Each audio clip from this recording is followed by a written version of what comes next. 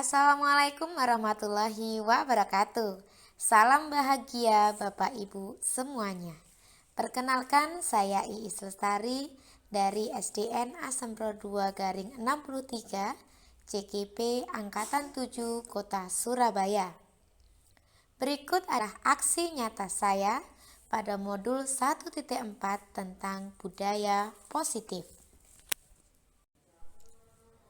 Hal yang melatar belakangi aksi nyata pada modul 1.4 tentang budaya positif adalah terbentuknya suasana positif sangatlah mendukung dalam menciptakan pembelajaran yang aman, nyaman, serta kondusif. Dengan suasana yang positif ini akan membuat murid serta guru melalui pembelajaran dengan menyenangkan dan tanpa beban. Salah satu caranya adalah dengan membuat kesepakatan kelas yang disusun secara bersama, dan ini kita sebut dengan keyakinan kelas. Tolak ukur dari aksi nyata ini, yang pertama, seluruh kelas telah membuat keyakinan kelas. Yang kedua, semua guru dapat belajar memposisikan diri pada kontrol manajer. Yang ketiga, semua guru melakukan restitusi pada permasalahan siswa. Yang keempat, siswa-siswi SDN Asempro 2 menunjukkan budaya positif. Lini masa tindakan yang dilakukan pada aksi nyata. Yang pertama, menghadap Ibu Kepala Sekolah SDN Asempro 2, yaitu Ibu Sri Resdarwati SPD, untuk meminta izin mendiseminasikan pentingnya penerapan budaya positif di sekolah. Langkah tindakan yang kedua yaitu mensosialisasikan pada guru-guru tentang disiplin positif, motivasi perilaku, 5 posisi kontrol guru, dan segitiga restitusi. Langkah ketiga yaitu membuat keyakinan kelas di kelas masing-masing dengan dibimbing oleh guru kelas masing-masing. Langkah keempat yaitu memantau, merefleksi, dan mengevaluasi budaya positif keyakinan kelas yang telah dibuat.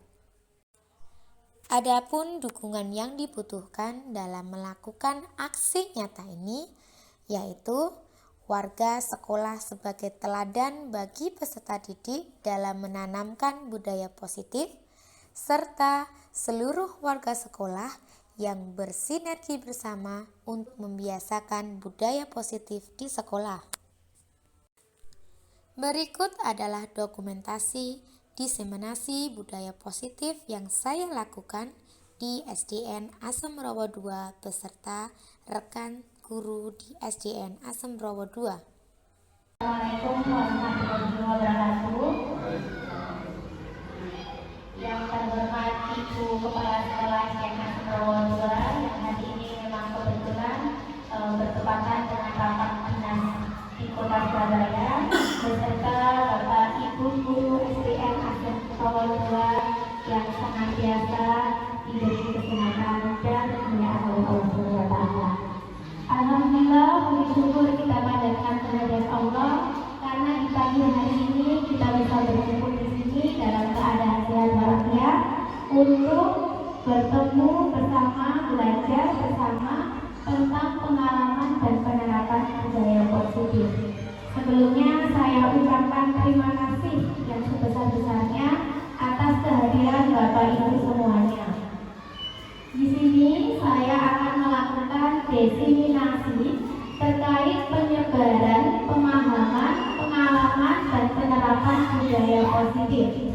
Ini adalah salah satu aksi nyata saya dalam pendidikan guru penggerak yang sudah melewati modul 1 dari 1.1 sampai 1.4. Nah, ini adalah aksi nyata yang memang kami diharapkan bisa mendiseminasikan dan menyebarkan pemahaman, pengalaman, beserta penerapan budaya positif di sekolah kita masing-masing.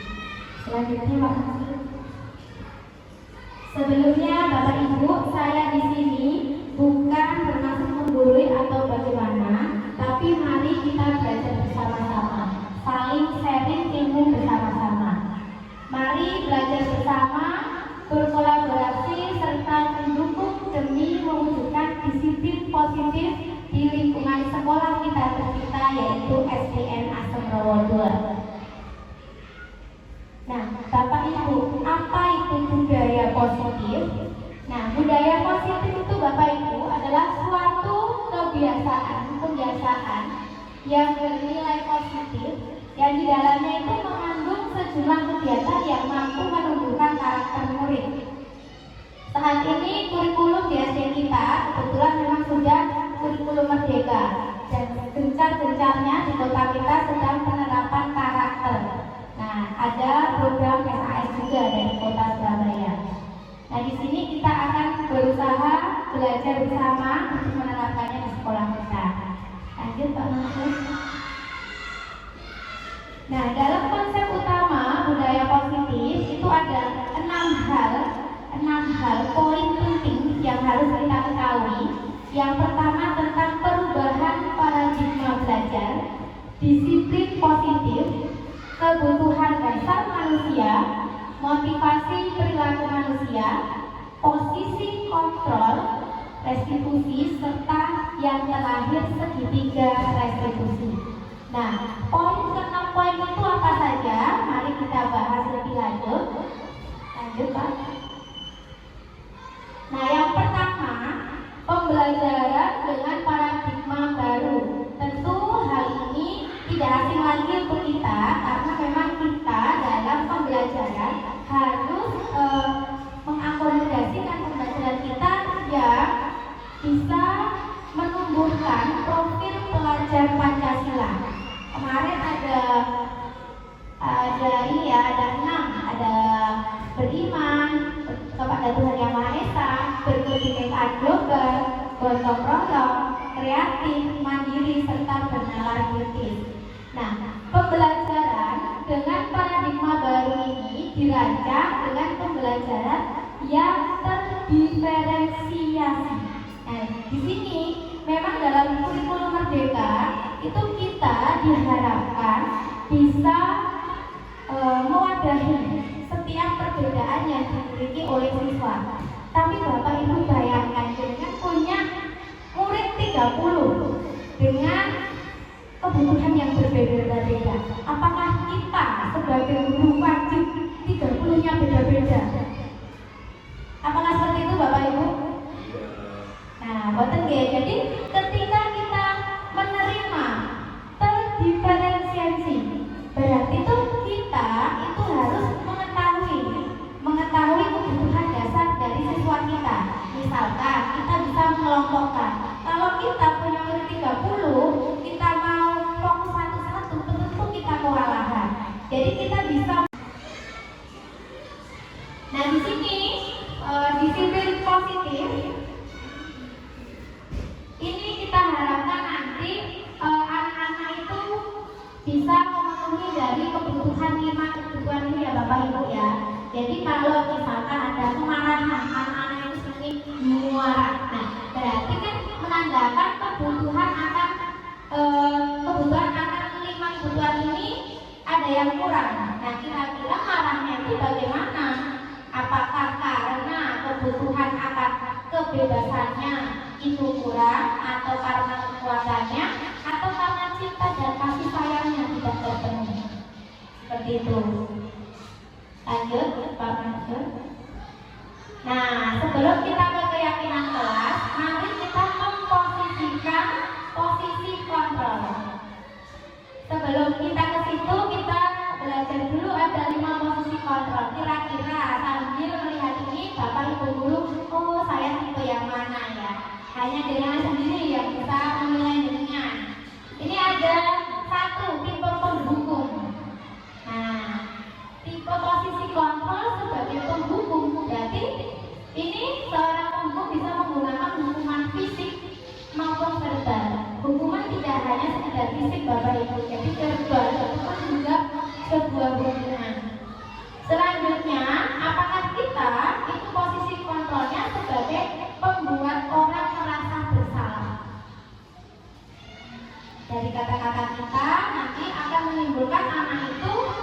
merasa bersalah. Biasanya guru ini ngomongnya dengan kata-kata yang lebih lembut. Kalau yang menghukum dengan sekolah, lalu berdiri di depan barisan. Kata-katanya mungkin lebih keras ya, ya. Kemudian membuat rasa bersalah. Berapa kali guru harus memberikan kamu, guru kecewa sekali sama kamu. Nah, ini adalah pembuat rasa bersalah. Atau ayolah yang tertib, buat guru bangga. Kali ini tidak apa-apa, tidak apa-apa kamu salah. Ini teman, seperti teman. Atau sebagai pengatak, kamu sudah melanggar apa peraturan dan konsekuensinya. Itu aja kalau jadi dia akan langsung sudah konsekuensinya apa. Atau sebagai manajer, apakah kamu tahu kesalahanmu? Kira-kira bagaimana kamu memperbaiki kesalahanmu? Kita hubungkan lagi dengan keyakinan kelas. Dan kita diharapkan, memang diharapkan menjadi seorang manajer Bapak Ibu. Apalagi dengan kurikulum yang baru ini, memang diharapkannya di situ. Tetapi minimal kita menghindari yang nomor 1 dan nomor 2. Selanjutnya, nah, dari tadi mas keyakinan kelas. Keyakinan kelas itu apa? Mengapa keyakinan bukan peraturan kelas? Kenapa nih Bapak Ibu? Kenapa bukan peraturan tapi keyakinan? Kalau peraturan itu kelihatannya menakutkan ya. Peraturan, kalau peraturan yang buat siapa Bapak Ibu? Identik dengan hukuman. Ya betul Pak Arif. Jadi memang identik dengan hukuman. Kalau peraturan biasanya itu anak tidak terlibat juga untuk membuatnya. Nah, kalau dalam keyakinan kelas nanti Bapak Ibu itu anak-anak dilibatkan dalam pembuatannya dan tidak mengikat seperti itu. Tapi mereka mengutarakan sendiri apa aja kita tulis dulu. Nah, kira-kira yang kita pilih yang mana? Ayo yang mana? Berarti kira-kira kelas kita yang mana? Kita tulis poin-poinnya.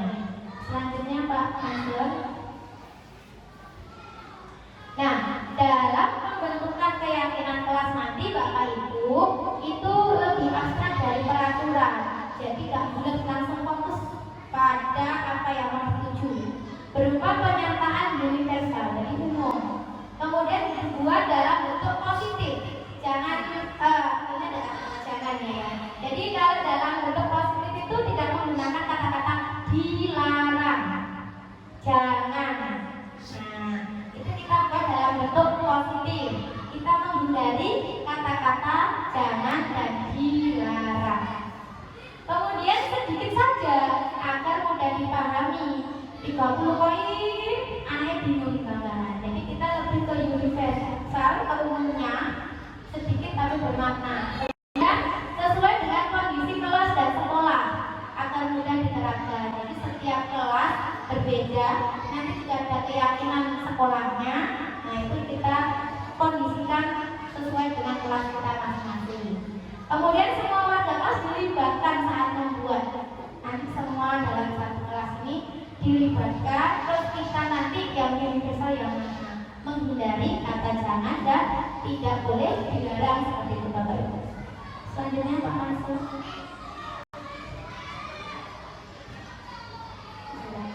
Nah itu tadi Bapak Ibu.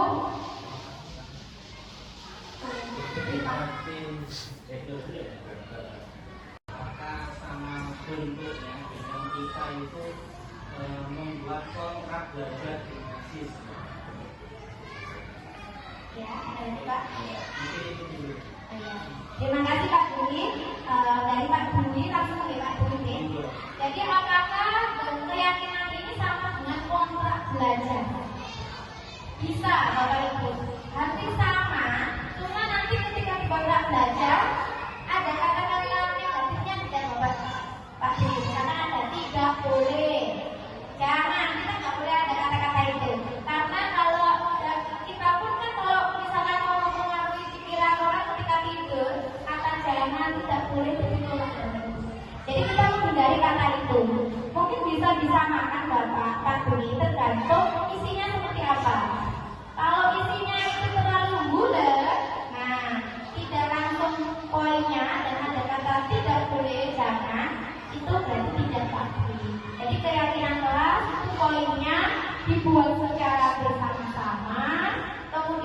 menghindari kata-kata yang negatif, kata-kata kita positif, tidak terlalu banyak dan universal serta abstrak. Seperti itu tadi. Mungkin ada lagi Bapak Ibu guru, Bu Sulis monggo. Berusaha menggunakan kata-kata positif supaya energinya nanti juga positif dan dampaknya juga menjadi positif. Seperti itu Bu Sulis. Jadi ya sama seperti kesepakatan. Hanya saja nanti diganti ibu keyakinan kelas.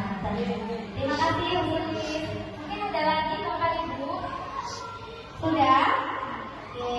Pakai tangan sudah. Nanti semoga kedepannya kita bisa bersama-sama untuk menerapkan budaya positif ini di sekolah kita tercinta dan semoga nanti bisa berdampak positif juga baik untuk peserta didik maupun diri kita selaku pendidik. Oke, saya akhiri sampai di sini. Terima kasih. Wassalamualaikum warahmatullahi wabarakatuh. Nah, perhatikan kelas kita yaitu untuk memulai suatu pembelajaran kita harus mempunyai keyakinan, yaitu keyakinan dari kelas kita. Nah, keyakinan dari kelas kita, coba siapa yang mau membuat satu keyakinan? Ayo, mau mana? Keyakinan seperti bagaimana perjanjian? Keyakinan seperti perjanjian. Perjanjian untuk kelas kita atau aturan-aturan yang ada di kelas kita. Ayo siapa? Ayo langsung ditulis di depan.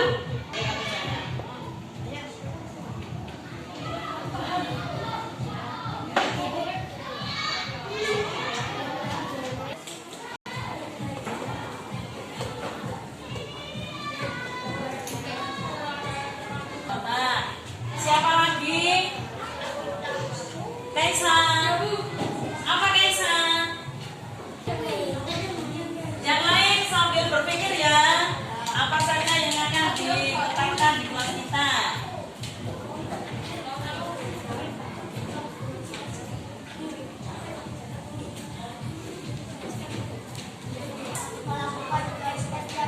Melakukan jadwal piket, melaksanakan jadwal piket setiap hari. Boleh.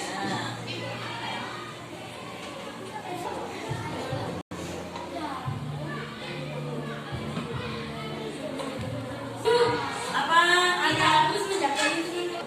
Jangan ada kata-kata. Apa? Kita harus menjaga lingkungan sekolah. Ya, terutama lingkungan di Kelas.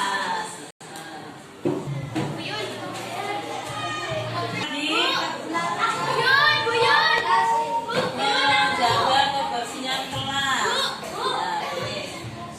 Nah,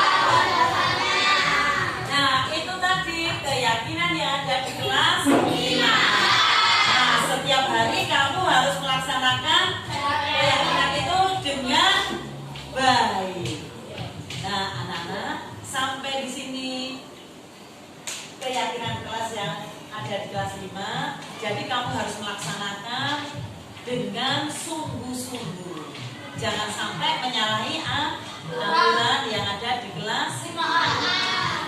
Terima kasih anak-anak.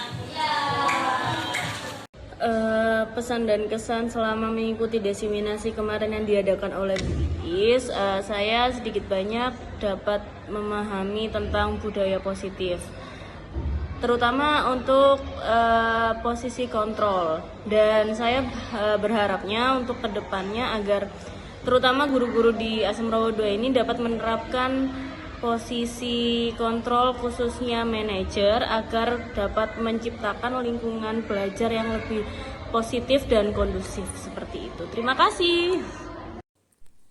Demikian rangkaian aksi nyata saya pada modul 1.4 tentang budaya positif. Terima kasih. Wassalamualaikum warahmatullahi wabarakatuh.